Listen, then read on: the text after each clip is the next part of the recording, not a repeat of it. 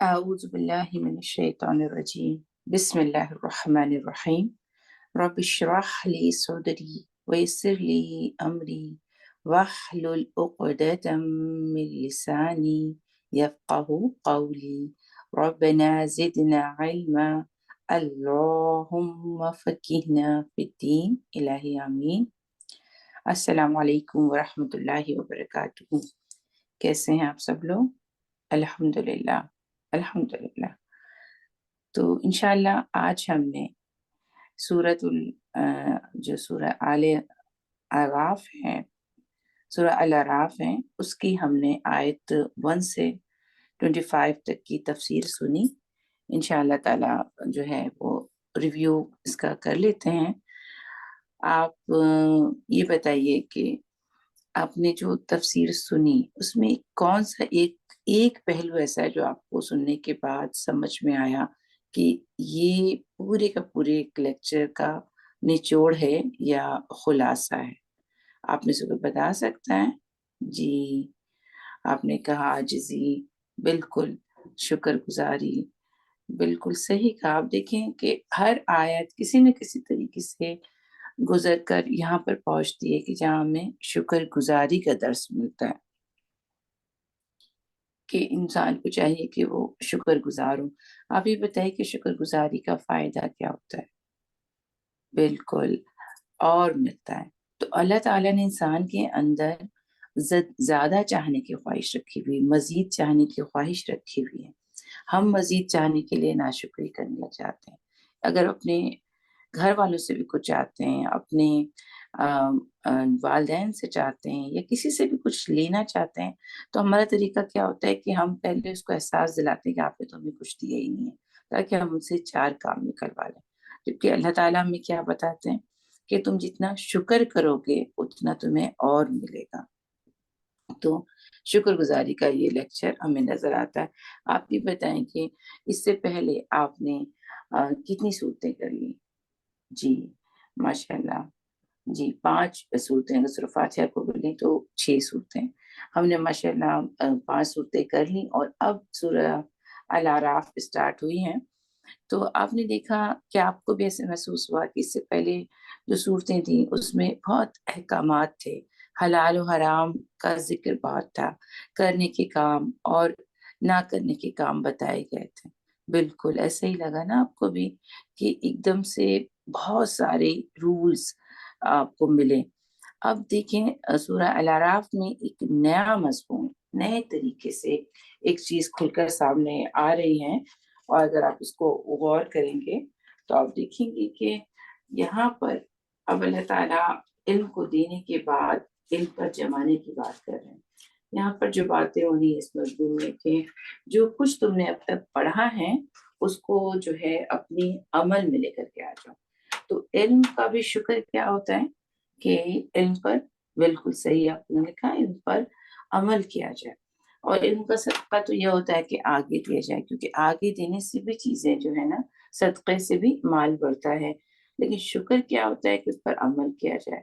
اور یہ اللہ تعالیٰ کا بہت بڑا احسان ہے کہ اس نے انسانیت کو جو ہے اپنا پیغام پہنچایا. اب انسان کو چاہیے کہ اس کو اس طرح سے لے جس طرح اللہ تعالیٰ چاہتے ہیں. جیسے ہر چیز کا مینول ہوتا ہے، اسی طرح قرآن جو ہے انسان کا مینول ہے. اللہ تعالیٰ نے فطرت میں بھی خیر رکھی ہے، اور پھر قرآن سے بھی اللہ تعالیٰ نے نصیحت کی، بتا دیا کہ آپ کے کرنے کے کام کیا ہیں، کن باتوں سے رکنا ہے. اب انسان کا کام کیا ہونا چاہیے کہ وہ اس کی پیروی کرے.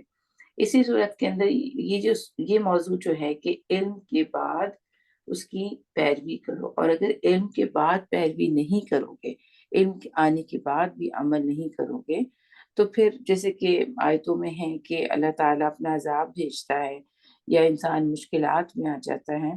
تو اس طرح کا مفہوم بہت زیادہ اس پہ غالب رہے گا. بلکہ ایک جگہ تو اللہ تعالیٰ اسی سورہ کے اندر کہیں گے کہ علم لینے کے بعد جو علم پر عمل نہیں کرتا، اس کی مثال اسی طرح سے جیسے کہ کتا ہوتا ہے کہ اگر اس کو پیاس لگی ہے تو بھی زبان باہر رکھتا ہے، اور اگر نہ اس کا مطلب پیاس نہیں لگی ہے، پانی سے سیراب ہے وہ، تو بھی اس کی زبان باہر ہی رہتی ہے. تو اللہ تعالیٰ بھی کہتے ہیں کہ اس طرح اسی مثال ہے ایسے لوگوں کی جس کو علم دیا جائے تو بھی وہ بے عمل ہی رہتا ہے، اور جس کو علم نہ دیا جائے تو بھی وہ بے عمل ہی رہتا ہے، یعنی اس کے عمل اچھے نہیں ہوتے۔ اسی طرح سے مطلب یہ مفہوم اس کے اندر بہت غالب رہے گا ان شاء اللہ تعالیٰ۔ تھوڑا سا آیتوں کو دوبارہ سے ون بائی ون دیکھ لیتے ہیں۔ ورس نمبر 2 میں ہم نے دیکھا، یہ 2 آیتیں یہاں پر موجود ہیں آپ کے سامنے۔ اس کے مطابق آپ بتائیے کہ نزول قرآن کا کیا مقصد پتہ چل رہا ہے؟ ٹھیک ہے، ان آیتوں سے قرآن کے نازل کیا اللہ نے تو اس کا کیا مقصد بتایا؟ جی بالکل آپ نے صحیح کہا کہ تاکہ انسان کا دل جو ہے وہ ڈر جائے، جس سے یہاں پر ہے نا کہ میں نے اس کو ریڈ سے بھی ہائی لائٹ کیا ہے تاکہ آپ کو بھی آیتوں کے اندر سے ہی جواب دینے کی عادت ہو جائے۔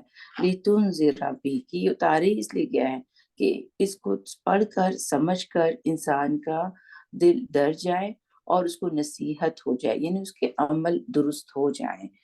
اور ہوتا بھی یہی ہے، قرآن کی اور جگہ میں بھی ہے نا کہ جب قرآن کی آیتیں پڑھی جاتی ہیں تو جن کے دل میں خیر ہوتی ہے تو ان کی جلد کے رونگٹے جو ہیں وہ کھڑے ہو جاتے ہیں، پھر جب ان پہ دھیرے دھیرے عمل کرنے لگتا ہے تو اس کو ایک سکینت آنا شروع ہو جاتی ہے۔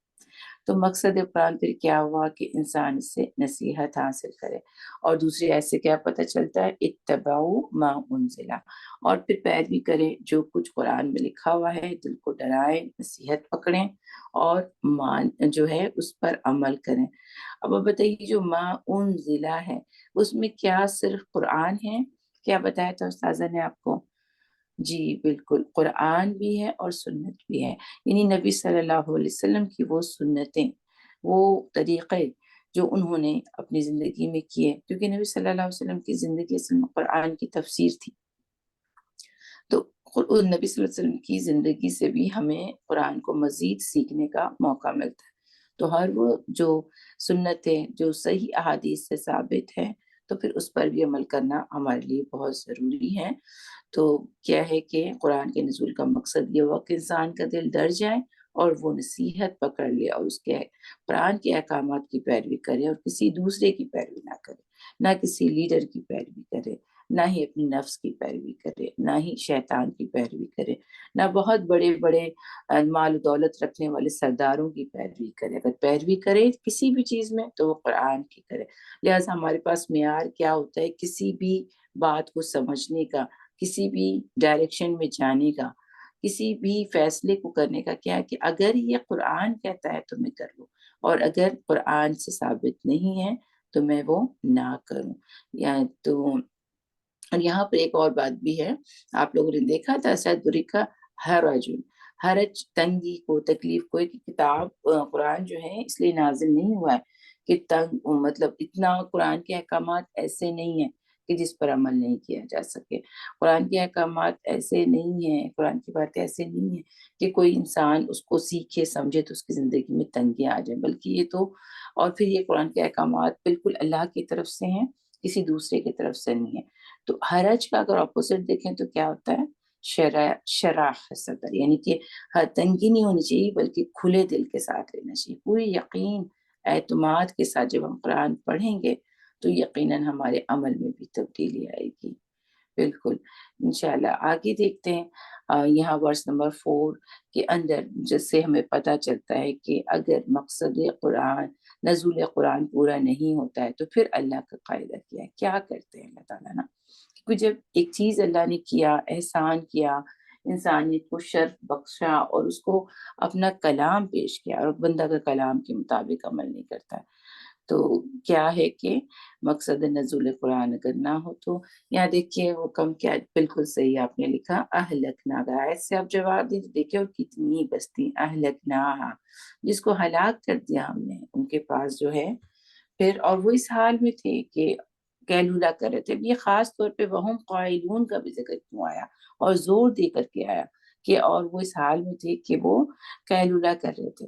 تو اصل میں اگر آپ دیکھیں تو اللہ تعالیٰ احساس دلا رہے ہیں کہ تم وہ مخلوق ہو جس کو کیا چاہیے ہوتا ہے؟ آرام کرنے کی ضرورت ہوتی ہے۔ عذاب کا جب بھی ذکر ہوا تو کبھی رات کا ہے کہ جب سو رہے تھے یا دن کو قیلولہ کر رہے ہوں، تو انسان تو اتنا محتاج ہے، اتنا کمزور ہے کہ اس کو دن کو بھی آرام کرنے کی ضرورت ہوتی ہے، تب جا کے وہ نیکسٹ ہاف کے لیے جو ہے وہ تیار ہوتا ہے۔ قیلولہ اس کے لیے ایک بہت ضروری چیز ہے۔ آپ میں سے جس کو عادت ہے اس کو پتا ہوگا کہ اس کو بالکل اچھا نہیں لگتا۔ جیسے مجھے قیلولہ کی عادت ہے 15-20 منٹس، تو اگر میں نہ کروں تو میں نیکسٹ ہاف چلا ہی نہیں پاتی۔ تو اللہ تعالیٰ ایک اشارہ دے رہے ہیں کہ تم ایک محتاج اور کمزور مخلوق ہو، تم کیوں ایسے رب کے ساتھ مقابلہ کرتے ہو؟ جب اس نے تمہیں کلام پیش کیا تو پھر تم بھی کیا کرو کہ بس اپنے دل کو عمل کے لیے تیار کر لو۔ آگے آیت نمبر 5 اور 8، یعنی 5 سے 8 تک میں جو ہے کچھ مزید قرآن کے جو نزول کا پرپس تھا اس کے حوالے سے اللہ تعالیٰ بتا رہے ہیں کہ دیکھو قرآن کو پیروی کے لیے آیا ہے، اگر تم نہیں کرتے ہو تو کتنے ثبوت بتایا جا رہا ہے، ثبوت دیے جا رہے ہیں۔ نہیں، انسان ایسا نہیں ہے کہ اللہ تعالیٰ کے پاس پہنچ جائے آخرت میں اور کہے کہ ہمارے پاس تو کوئی، میں نے تو کوئی غلطی کی ہی نہیں، ہمارے سامنے والے پچھلے والے یعنی ہمارے خاندان والے یا ہمارے سے پہلی سے جنریشن جو کرتی تھی ہم اسی کو دیکھ کے وہی کام کرتے رہتے تھے، تو کیا آپ ہمیں اس بات کی سزا دیں گے؟ یہ بات خود اللہ تعالیٰ قرآن میں ہی اسی سورہ آل اعراف میں آگے فرماتے ہیں کہ اللہ تعالیٰ نے خود کہا کہ اللہ تعالیٰ نے جو ہے قرآن کو نازل کیا اور آپ پہ حجت تمام کی۔ ایسا نہ ہو کہ آپ یہ خود کہیں کہ ہم تو محض غافل تھے اور ہم سے پہلے والے جو کر رہے تھے ہم اس کو دیکھ کے کر رہے تھے، تو آپ اس پر ہمیں سزا دیں گے۔ تو اللہ تعالیٰ نے بتایا کہ نہیں، ہم نے اپنا میسج بھی بھیج دیا ہے، ہمارا کام پورا ہو گیا۔ ایک تو اللہ تعالیٰ نے، آپ کو پتہ ہے نا، پتہ ہے مجھے اور آپ کو کہ اللہ تعالیٰ نے عہد الست کا ایک ہے کہ اللہ تعالیٰ نے فطرت میں خیر و شر رکھی۔ یہ جو فطرت میں خیر و شر ہے ہم سب جانتے ہیں نا، کہ اگر ہم کسی کو کوہنی مارتے ہیں، کسی کا مال کھا لیتے ہیں، یا کسی چھوٹے بچے کے ساتھ سے نوالا چھین لیتے ہیں، یہ سب ہم سب کو پتہ ہے فطرت سے کہ یہ غلط بات ہے۔ اسی طرح نیکی، کہ اگر کوئی کم گر رہا ہے تو اس کو آگے بڑھ کر کے سہارا دے دیا جائے، یہ ساری باتیں جو نیکی کی ہیں وہ فطرت میں ہے نا۔ ہمیں کیا اس کے لیے بہت بڑی بڑی ڈگریز پڑھنی ہے، کتابیں پڑھنی ہے؟ نہیں، بلکہ فطرت میں خیر و شر رکھ دی ہے۔ فطرت کی خیر و شر کو عہد الست اگر اسلامی ٹرم میں دیکھیں تو یہ ہے کہ جب اللہ تعالیٰ نے آدم علیہ السلام کو بنایا تھا تو ان کے پیر سے روحیں نکالی اور سب سے عہد لیا تھا، اور اس عہد کو عہد الست کہتے ہیں۔ اور اس عہد میں یہ تھا کہ اللہ تعالیٰ نے پوچھا تھا کہ الست بربکم، کیا میں تمہارا رب نہیں ہوں؟ تو سب نے کہا تھا کہ بلا، کیوں نہیں؟ تو اللہ تعالیٰ نے کہا تھا کہ کیا تم دنیا میں جاؤ گے تو میری اطاعت کرو گے؟ تو سب نے کہا کہ ہاں کیوں نہیں، جب آپ بھی ہمارے رب ہیں۔ تو یہ بھی ہم عہد الست کا ہی واقعہ بھی ہم انشاءاللہ سورہ الاعراف میں ہی آگے پڑھیں گے۔ تو ایک تو ہماری فطرت میں خیر ہے، دوسری طرف کیا چیز ہے کہ اللہ تعالیٰ نے کس طریقے سے پیک کیا ہوا ہے کہ اگر تم عمل اچھے نہیں کرو گے، کیونکہ تم اس بھیجا کیوں کیا؟ احسن عملا، دیکھا جائے کہ تم میں سے احسن عمل کون کرتا ہے۔ تو احسن عمل لے کے نہیں آؤ گے تو اللہ تعالیٰ خوش اور راضی نہیں ہوں گے، لیکن بتا رہے کہ دیکھو آ کر کے مکر نہیں سکتے، ہم کن کن لوگوں سے سوال کریں گے، کتنے ثبوت ہیں۔ تو دیکھیں یہاں پر ہم دیکھتے ہیں کہ کتنے ثبوت پتہ چلتے ہیں کہ دیکھیے فَلَنَسْأَلَنَّ الَّذِينَ أُرْسِلَ، یعنی ان لوگوں سے بھی سوال کریں گے، امتوں سے بھی سوال ہوگا جن کے اوپر پیغام بھیجا گیا تھا، یعنی آپ جو میں اور قرآن پڑھ رہے ہیں، آپ اب اس کو پڑھ رہے ہیں تو آپ سے بھی سوال ہوگا کہ کیا تمہارے پاس ڈرانے والا نہیں آیا تھا؟ الم یأتکم نذیر، سورہ ملک میں، کہ کیا تمہارے پاس کوئی ڈرانے والا نہیں آیا تھا؟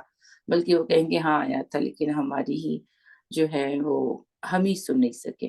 پھر رسولوں سے بھی سوال ہوگا، اس کا ذکر بھی سورہ آل عمران میں تھا کہ ہم اللہ تعالیٰ رسولوں سے پوچھیں گے کیا تم نے پیغام پہنچا دیا؟ رسول کے بعد ان کی امت میں سے جو شہداء کہلاتے ہیں، جو بھی دین کا کام کرتے ہیں، ان سے پوچھا جائے گا، جو بھی قرآن کا پیغام لوگوں تک پہنچا رہے ہیں ان سے بھی پوچھا جائے کیا تم نے، گواہ بنایا جائے گا کہ تم نے اس کو یہ بات بتا دی تھی، دیکھو یہ مکر نہیں سکتا نا۔ پھر امت بھی گواہ ہے۔ پھر یہاں پر دیکھیے، یہاں اللہ تعالیٰ کہتے ہیں یہ تو کہ ارسل الیہم اور مرسلین یعنی رسول، اور یہ کہتے ہیں کہ فلنقصن علیہم بعلم، کہ ہم بھی تو علم رکھنے، پوری باتوں کا پورا بیان کریں گے علم کے ساتھ، وما کنا غائبین، کہ ہم کہیں غائب تو نہیں تھے۔ تو اس میں اللہ تعالیٰ کا خود دیکھنا بھی شامل ہے اور فرشتے بھی، کیونکہ اللہ تعالیٰ اپنے فرشتوں سے جو ہے کرام کاتبین سے سب کچھ لکھوا رہے ہیں۔ پھر یہ کہ ان تمام چیزوں کا وزن بھی ہوگا، اعمال نامے بھی ہوں گے، سامنے لائے جائیں گے، ایک ایک چیز لکھی گئی ہے۔ اب بتائیے استاذہ نے لیکچر میں کیا بتایا تھا کہ اعمال نامے میں کون سی 3 چیزیں توڑی جائیں گی؟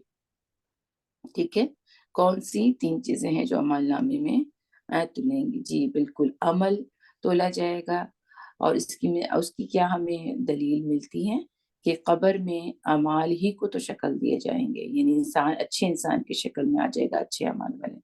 پھر اسی طرح سے سورہ بقرہ، سورہ صائبان جو ہے وہ بادلوں کی شکل میں آئیں گے، اس کا مطلب ہے کہ عمل کو بھی شکل مل جائے گی، اور جو عامل ہے، بالکل بالکل عامل کو بھی، یعنی جو عمل کر رہا ہے اس کو بھی تولا جائے گا، جیسے کہ ایک کمزور انسان آئے گا لیکن اس کا وزن بہت زیادہ ہوگا۔ پھر اسی طریقے سے جو ہے تیسری چیز کیا ہے؟ رجسٹر، جتنی باتیں لکھی گئی ہیں سب کے سب وزن کیے جائیں گے، اور ہر چیز باریک سے باریک چیز بھی کھل کر سامنے آ جائے گی۔ تو یہ ساری باتیں کیا ان باتوں کا حاصل کلام ہے؟ یہ آیت 1 سے ہم نے جو 9 تک ابھی پڑھی ہیں اس کا ریویو، اور اس کا تو کیا ہے بالکل حاصل کلام کے فطرت کی جو خیر، جیسے ہم نے کہا کہ خیر میں شر ہے، ہر خیر و شر کا انسان کو پتہ ہے، اور یہی اللہ تعالیٰ نے واضح نہیں چھوڑ دیا کہ انسان مکر جائے، اللہ نے اپنے کلام بھیج دیا، پھر گواہوں کی موجودگی بھی رکھی ہے، جو گواہ ہم نے 4 اوپر دیکھے، پھر میزان بھی قائم ہوگا، اور انسان جانتا ہے کہ جزا و سزا کا نظام، یعنی اچھی بات کی اچھا صلہ ملے گا، اور برائی کی جو ہے وہ جزا جو ہے وہ سزا کی صورت میں ملے گی۔ تو جزا و سزا کا نظام انسانوں کو یہ درس دیتا ہے کہ انسان اللہ کا تابع ہو جائے، یہ درس دیتا ہے کہ انسان اپنے آپ کو قرآن کے آگے اور اللہ کے کلام کے آگے جھکا دے، اور اللہ نے جو اس کو پیغام بھیجا انبیاء کے ذریعے، اور تو اس پر کیا کرے انسان؟ عمل کرے۔ آگے اسی صورت میں آپ دیکھیے کہ اسی آیت میں جو ہم 1 سے 25 کے پڑھے، 2 اہم ورڈ آئے تھے، اس کو میں نے نکالا ہے آپ کے لیے، اور یہ کہ اللہ تعالیٰ ہمیں بتا رہے ہیں کہ انسانوں کی نفسیات کیسے ہے، جیسے کہ ہم نے کہا نا مینول ہے، تو مینول کو سب سے زیادہ تو بنانے والا جانتا ہے، تو اللہ تعالیٰ ہمیں پہلے ہی بتا دے رہے، وارن کر دے رہے، کوئی بھی آیت آتی ہے اور آگے کوئی بات آتی ہے اس کو پہلے بتا دے رہے، دیکھو تم میں سے اکثر کا کیا رویہ ہوگا۔ اکثرہم کا بھی ذکر آیا ہے، یہاں پر آیا تھا اکثرہم، جو شیطان نے کہا تھا کہ اکثرہم ولا تجد اکثرہم شاکرین، کہ اکثر لوگ شکر نہیں کریں گے۔ یہاں پہ کیا لکھا ہے؟ قلیلا ما تذکرون اور قلیلا ما تشکرون، کہ سبق جو نصیحت پکڑتے ہیں کتنا کم تم نصیحت پکڑتے ہو۔ اللہ تعالیٰ نے اتنی زیادہ جو ہے طرح سے ہر طریقے سے اللہ تعالیٰ نے انسان کو نصیحت کی، تو لیکن انسان کی فطرت کیا ہے کہ وہ نصیحت ذرا کم ہی پکڑتا ہے، اور دوسری فطرت کیا بتائی جا رہی ہے کہ وہ شکر بھی ذرا کم ہی کرتا ہے۔ تو یہ تو اللہ تعالیٰ نے بتا دیا کہ انسان ایسا کرتا ہے، تو اس کا مطلب میجورٹی ایسا نہیں کر پاتی۔ ہمیں دعا کرنا چاہیے کہ اللہ تعالیٰ ہمیں ان میں شامل کرے جو کہ ہم ایسا کر سکیں۔ آپ یہ بتائیے کہ سبق لینے کے کون سے مواقع ہو سکتے ہیں؟ انسان کو کب سبق لینا ہوتا ہے؟ جی، جب وہ کوئی جیسے غلطی کرتا، اب دیکھیں اگر انسان ایسے ہی گر بھی جاتا ہے تو کوئی نہ کوئی اس کی ریزن ہوتی ہے۔ اب انسان اب مطلب آپ دیکھ کے چلیں نا، آپ قدم اٹھا رہے ہیں تو ہر طرف دیکھ کے چلیں، لیکن اگر انسان یہ کہہ دے کہ فلاں نے پھینک دیا تھا، یا یہ کہہ دے کہ اس نے جان بوجھ کر کے میرے راستے پہ پھینک دیا تھا، یا یہ میری تو قسمت ہی خراب ہے، یا کسی بھی طریقے سے وہ کہے، تو پھر یہ کیا کہنا صحیح ہوگا؟ نہیں، آپ کو نصیحت پکڑنی ہوگی کہ آپ دیکھ کے نہیں چلتے ہیں۔ اگر کوئی چیز تنگی تکلیف آتی ہے، پریشانی آتی ہے، تو اس میں کوئی نہ کوئی ہمارا قصور ہوتا ہے۔ اپنی غلطیوں کو دیکھنا چاہیے، اور اس سے پھر سبق لینا چاہیے، اور اس کو سدھار لینا چاہیے۔ تو یہ اللہ تعالیٰ اس لیے ہمیں بھیجتے ہیں تنگی تکلیف، تاکہ ہم اس کو جو ہے اس سے سبق لیں، اور جو کچھ ہم سے غلط ہو رہا ہے اس کو ٹھیک کرنا۔ اس کے برعکس آپ دیکھیں یہاں پر شکر کے مواقع کیا ہو سکتے ہیں، یعنی یہ بھی ایک سمجھنے کی ضرورت ہے نا کہ شکر کن کن مواقع پہ کرنا چاہیے۔ کیا شکر صرف اس وقت کرنا چاہیے جب ہمارے پاس اچھا سا بڑا گھر ہے، اچھی گاڑی ہے، بچے سارے جو ہے دین پر بھی ہیں، دنیا کی بھی بڑی بڑی ڈگری لی ہوئی ہیں، تو اس پوائنٹ پہ ہم شکر ادا کرنے کے لیے جائیں گے؟ یہ ہم سمجھتے ہیں کہ جب ہو تو شکر کریں؟ بالکل بھی نہیں، بالکل صحیح لکھا آپ نے کہ الحمدللہ علی کل حال، ہمیں نہیں پتا کہ اللہ تعالیٰ نے جو حال ہمیں دی ہے جو ہے اس سے ہمارے پاس کیا خیر پھوٹ رہی، جیسے ہے نا کہ ہر مشکل کے ساتھ آسانی ہے، اگر کوئی مشکل بھی آئی تو شکر کرنا ہے۔ آپ دیکھیں کہ اگر ہم نے برانڈ نے کپڑے نہیں پہنے تو کیا ہوا؟ تن تو ڈھکا ہوا ہے نا۔ اگر ہم نے بڑا گھر نہیں تو کیا ہوا؟ چھت تو ہمیں ملی بھی ہے نا، سانس ہمیں آ رہی ہے. آپ یہاں قرآن کے ہی الفاظ کو دیکھیے، یہاں پر اللہ تعالیٰ کہتے ہیں، اگلی آیت میں تھا کہ معیشت، میں آپ کو دکھانے کی بھی کوشش کرتی ہوں، انشاءاللہ تھوڑا سا ڈفرینٹ ہو گیا. میں آپ کو ٹھیک ہے، یہاں میں نے سیٹ کیا ہوا ہے. یہاں پر آپ کے لیے تھا کہ یہ آیت یہاں پہ دیکھیے گا. اس کے بعد وَلَقَدْ مَكَّنَّاكُمْ فِي الْأَرْضِ وَجَعَلْنَا لَكُمْ فِيهَا مَعَائِشَ. تو اللہ تعالیٰ کہتے ہیں کہ کس بات پر اللہ تعالیٰ کہہ رہے ہیں قَلِيلًا مَا تَشْكُرُونَ، کہ تم شکر نہیں کرتے ہو. تو اس سے پتہ چلتا ہے شکر کے مواقع کیا ہو سکتے ہیں. دیکھیے اللہ تعالیٰ نے ہمیں اس زمین پر آباد کیا، یعنی گھر دیا، سر چھپانے کو تو ہے نا، چھوٹا ہے تو کیا، فِي الْأَرْضِ وَجَعَلْنَا لَكُمْ فِيهَا مَعَائِشَ، اور جتنی بھی معیشت کے آپ کو یہاں پر بسایا ہے. تو اگر ہوا بھی اچھی ہے، ہوا آ رہی تو بھی شکر ادا کرے، گرم آ رہی نا تو بھی شکر ادا کرے، کہ کم از کم جہنم کی ہوا کی طرح تو نہیں ہے. جہنم کی کتنی گرمی ہوگی، اگر ہوا بھی گرمی ہے، گرمی میں بھی پھر شکر ادا کرتے ہیں ہم، فوراً ناشکر ہو جاتے ہیں.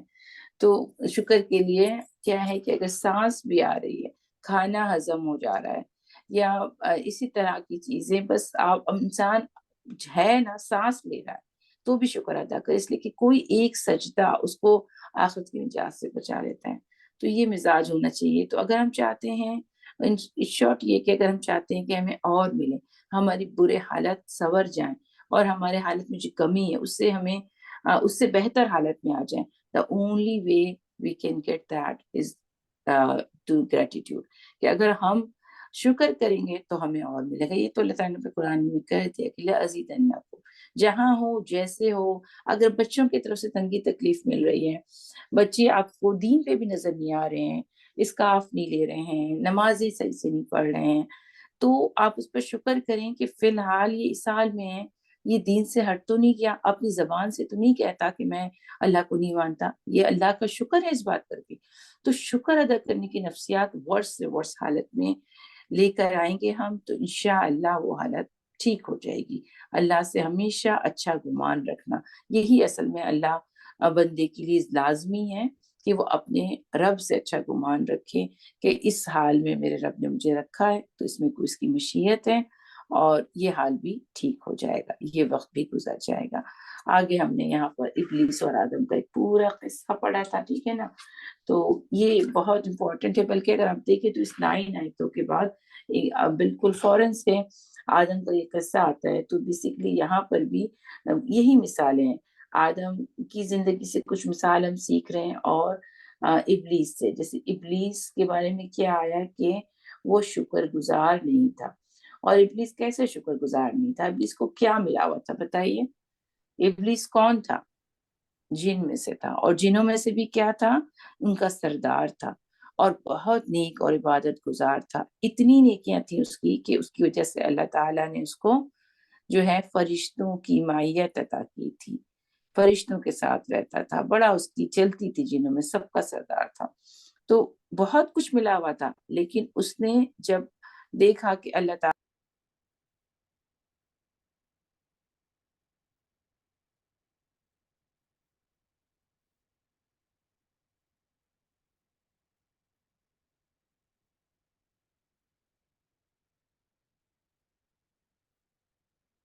اس نے یہ دیکھا کہ اللہ تعالیٰ جو ہے وہ آدم کو بنا رہے ہیں، تو اس کو ان کا بنانا پسند نہیں آیا. اس کو لگتا تھا کہ میں بہتر ہوں. تو ابلیس کے ساتھ جو ٹیسٹ تھا، جیسے ہم نے کہا کہ بلیسنگ تھا، تو ہم میں سے اکثر جو بلیسنگ کا ٹیسٹ ہوتا ہے اس کو فیل کر جاتے ہیں. ابلیس نے بھی بلیسنگ کا ٹیسٹ فیل کیا تھا. کس طرح سے کہ جب بلیسنگ کا ٹیسٹ فیل ہوتا ہے، جب ہم سمجھتے ہیں کہ جو کچھ ملا ہے مجھے نا، وہ میری عبادت، ریاضت، لیاقت، قابلیت، ذہانت، فطانت، اس کی وجہ سے ملا ہے، یہیں پہ آپ ٹیسٹ فیل کر جاتے ہیں. حالانکہ یہ سراسر اللہ کی تقسیم ہوتی ہے، اللہ تعالیٰ کس کو کیا دے اور کس کو کیا نہ دے. اور اسی طریقے سے جب ہم یہ کہتے ہیں کہ مجھے ملا ہے، اور دوسرے کو جب نہیں ملا ہوتا ہے، تو چونکہ جب یہ نفسیات آتی ہے نا کہ مجھے میری وجہ سے ملا ہے، میرا کوئی کمال ہے، تو آٹومیٹکلی آپ دوسرے کو لیٹ ڈاؤن کرنے لگ جاتے ہیں. جب آپ دوسرے کو لیٹ ڈاؤن کرتے ہیں، دوسرے کو حقیر سمجھنے لگ جاتے ہیں کہ یہ تو کوئی چیز ہی نہیں، میں تو بڑی چیز ہوں، تو یہاں سے آپ جو ہے نا وہ ٹیسٹ، یہ بلیسنگ کا ٹیسٹ فیل کر جاتے ہیں۔ اس میں قارون بھی آتا ہے کہ جس کو ملا تھا تو اس نے کہا تھا کہ ایمان تو مجھے میرے علم کی وجہ سے ملا تھا، تو کیا وہ زمین میں دھنس گیا۔ اور سلمان علیہ السلام کو ہم نے دیکھا کہ بہت کم لوگ ایسے ہوتے ہیں کہ جو کہیں کہ مجھے میرے رب نے آزمایا ہے کہ میں شکر کرتا ہوں کہ میں جو ہوں شکر نہیں کرتا، ٹھیک ہے نا، یا کفر ناشکری کرتا ہوں اس کی۔ تو بہت کم لوگ شکر کا ٹیسٹ پاس کر پاتے ہیں۔ تو ایک تو یہ بات ہوئی کہ ابلیس نے شکر آزمائی، یہ جو اس کا ٹیسٹ تھا بلیسنگ کا، وہ ٹیسٹ کو صحیح نہیں کر سکا۔ تو بہرحال اب آدم کے بارے میں جب ہم دیکھتے ہیں تو آدم علیہ السلام کو اللہ تعالیٰ نے بلیسنگ دی تھی، لیکن آدم علیہ السلام کے واقعے سے میں نصیحت کا پہلو ملتا ہے کہ آدم علیہ السلام سے جب غلطی ہوئی تو انہوں نے کیا کیا کہ انہوں نے فوراً مان لیا۔ ابلیس کا ایک رویہ یہ بھی تھا کہ جب اس کو جو ہے، جب اللہ تعالیٰ نے دھتکار دیا، پوچھا کہ تم نے ایسے کیوں کیا، کیوں تم نے سجدہ نہیں کیا، تو پھر کیا ہوتا ہے کہ وہ نہ صرف یہ کہ اپنے اندر نہیں دیکھتا، مشکل آئی، اس کو دھتکارا گیا تو اللہ کی ڈانٹ پڑی نا اس کو، لیکن اس سے اس نے سبق نہیں لیا۔ اس نے یہ نہیں سوچا کہ ہاں میں نے غلطی کر دی، بلکہ اس نے تعویلیں پیش کی۔ اس نے کہا کہ انا خیر من، کہ میں تجھ سے بہتر ہوں۔ وہ جو اس کے دل میں تھا وہ باہر لے آیا۔ اور بلکہ اللہ تعالیٰ کو بھی ایک مقام پہ کہتا ہے کہ بیما، بس یہاں پہ بیما اقبل چلی کہ آپ ہی نے مجھے گمراہ کر دیا۔ تو ابلیس کے دل میں جو خیال پیدا ہو گیا تھا اپنی عبادت اور ریاضت کی، اس کی وجہ سے اللہ تعالیٰ نے چاہا کہ اس کی یہ اندر کا جو کیفیت ہے وہ باہر آئے، تو آدم علیہ السلام کو سامنے کیا اور کہا اس کو سجدہ کرو۔ ابلیس نے سجدے سے انکار کیا، یہاں وہ آزمائش میں فیل ہو گیا۔ اور وجہ کیا تھی؟ وہ فیلنگ کہ میں بہتر ہوں، مجھے میری عبادت اور ریاضت کی وجہ سے فرشتوں کا ساتھ ملا، باقی سارے جن تو کہیں اور ہیں لیکن میں آسمانوں پر ہوں۔ تو بہرحال تو شکر کا ٹیسٹ دینا مشکل ہوتا ہے، اور یہ کہ انسان کی جب چوٹ پڑے تو فوراً نصیحت پکڑے، جھک جائے اور دیکھے کہاں غلطی۔ جیسے آدم علیہ السلام فوراً خاموش ہو گیا، انہوں نے کہا کہ ہاں میں نے تو اپنے رب کے جناب میں غلطی کر دی، اس نے تو مجھے واضح کہا تھا کہ اس درخت کے پاس نہ جانا۔ تو آدم علیہ السلام اس کیفیت، یعنی یہ جو دل میں پیدا ہوئی اللہ کی طرف دوبارہ پلٹنے کی خواہش، اس نے جو ہے پھر آدم علیہ السلام کا مقام دوبارہ بحال بھی کیا اور ان کو توبہ کی توفیق بھی ملی۔ تو یہ اصل میں دونوں جو ذکر تھا، قلیلا ما تذکرون قلیلا ما تشکرون، شکر کرو اور اکڑو نہیں، اور اگر کوئی مشکل تنگی آ جائے تو بھی اللہ کی طرف پلٹو، اس لیے کہ اللہ کے سوا کوئی ملجا ماوا نہیں ہے۔ گرو گے سنبھلو گے تو بھی پلٹ پلٹ کر واپس اللہ کی طرف جاؤ۔ جیسے وہ ہم نے کبھی پڑھا تھا نا چونٹی کی، کہ کس طرح وہ بار بار دیوار کو سر کرتی پھر گر جاتی ہو، یعنی کتنی دفعہ کے بعد وہ ایک دفعہ سکسیڈ ہو جاتی ہے۔ تو انسانوں کا بھی یہی ہے کہ وہ چاہے فطرت سے یا آزمائش کی وجہ سے، ماحول کی وجہ سے، اسے کتنی بار غلطی کی ہے جو بار بار اللہ کی طرف پلٹے۔ تو انشاءاللہ ابلیس اور آدم کس کے پیش پاؤ دیکھ لیجیے گا۔ پہلے ہی بہت سی باتیں ہو گئی، البتہ یہ کہ دونوں آزمائے گئے تھے، ٹھیک ہے نا، دونوں کے پاس علم تھا۔ آدم علیہ السلام کو اللہ تعالیٰ نے واضح کہا تھا کہ ولا تقرب هذه الشجرة فتكون من الظالمين، وجہ بھی بتا دی تھی، رزلٹ بھی بتا دیا تھا کہ اگر ٹچ کرو، قریب بھی گئے تو ظالم ہو جاؤ گے۔ تو اور ابلیس تو اللہ کی قدرتوں کو جانتا ہی تھا۔ تو علم کے باوجود دونوں سے کسی نہ کیا، ابلیس نے سے غلطی ہوئی اور آدم سے بھی غلطی ہوئی، لیکن دونوں کے رویوں میں بہت فرق تھا جو میں نے ڈسکس کیا۔ پھر یہ کہ دونوں سے نافرمانی ہوئی تھی، دونوں میں یہ کامن چیز ہے۔ ابلیس نے ناشکری کی اور آدم علیہ السلام نے ناشکری نہیں کی، بلکہ فوراً نصیحت پکڑ لی مشکل اور تنگی تکلیف کے آنے کی وجہ سے۔ نصیحت، بالکل یہاں پہ بھی وہی بات ہے کہ کیا ابلیس نے توبہ اصلاح کی تھی؟ ابلیس نے بلکہ سرکشی کی تھی، اور توبہ اصلاح تو دور کی بات ہے۔ اور ابلیس اللہ کی رحمت نہیں دیکھ سکا تھا۔ یہ بھی کہا جاتا ہے کہ ابلیس کے پاس علم تو تھا، عبادت بھی کی، ریاضت تھی، لیکن وہ اللہ کی رحمت کو نہیں دیکھ سکا تھا، اس کی قدرتوں کو دیکھ رہا تھا۔ وہ سمجھتا اتنا بڑا رب، اتنی چیزیں، تو اب تو میں گیا۔ تو یہ بات سمجھ لی کہ اللہ تعالیٰ کی رحمت سے مایوس ہو گیا۔ اس نے کہا کہ ہاں اس کو سمجھ آ گئی کہ میری غلطی پڑی، لیکن رحمت نہیں دیکھ سکا کہ اللہ تعالیٰ کی صفت رحمت جو ہے اس کے غضب پہ بھاری ہے، تو وہ ہمیں معاف کر سکتا ہے۔ تو اور آدم علیہ السلام کے دل میں جو خیال پیدا ہوا کہ یہ تو ٹھیک ہے، اللہ نے کہا تھا مجھے درخت کے پاس نہ جانا، اور پھر ابلیس نے کیا بھی کیا تھا، وسوسے ڈالے تھے اور خواہشات کو جگایا تھا، اور انسان خواہشات سے گندا ہوا ہے. اگر خواہش کی وجہ سے انسان کوئی گناہ کر لیتا ہے، بشری کمزوریوں سے انسان پیدا کیا گیا ہے. اگر کسی بشری کمزوری سے انسان گناہ کرتا ہے تو اللہ تعالیٰ اس کو پلٹنے کا موقع دے دیتا ہے.